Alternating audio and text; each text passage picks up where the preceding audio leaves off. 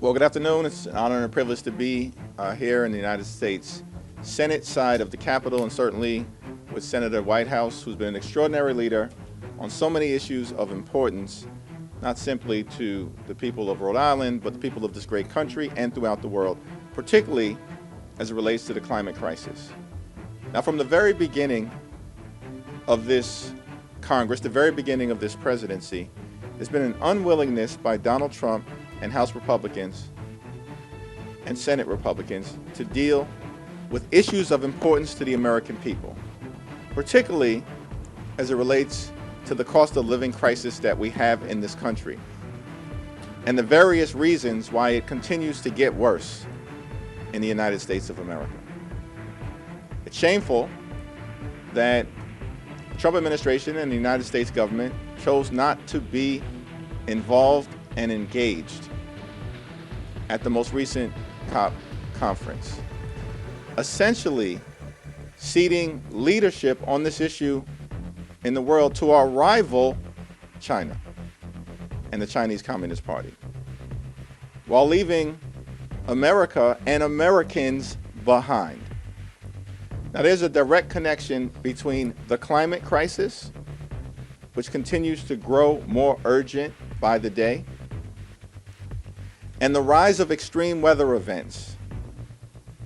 that are not a partisan issue because they hit blue states, purple states, and red states all across America. A direct connection between the climate crisis and the rise of extreme weather events that threaten the health, the safety, and the well-being of the American people, and a direct connection between the rise of extreme weather events and the homeowners insurance crisis that exists now in state after state after state. Homeownership has become unaffordable in far too many places, ripping away the possibility of home ownership for millions of Americans. And we know that home ownership has always been central to the great American dream. And so it's incredibly important that we deal with the climate crisis, because there is only one Earth. There is no planet B. We have no other option. We have to deal with protecting God's green Earth. But we also should deal with the climate crisis, because the absence of doing it causes life in America to just continue to become more unaffordable, particularly in this instance as it relates to both the home insurance crisis and the rise in electricity costs and utility bills all across the country because of the administration's assault on the progress that was made related to standing up a clean energy economy under the leadership of Speaker Pelosi, Senator Whitehouse, Democrats in the House and the Senate,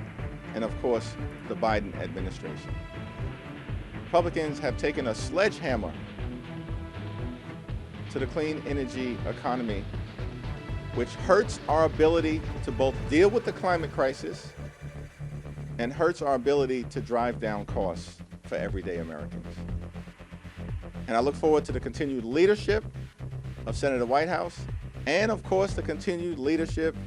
on this issue by our Speaker Emerita, Nancy D'Alessandro Pelosi, who has been a champion on so many issues for the children, of course, at all times, for the country, the Constitution,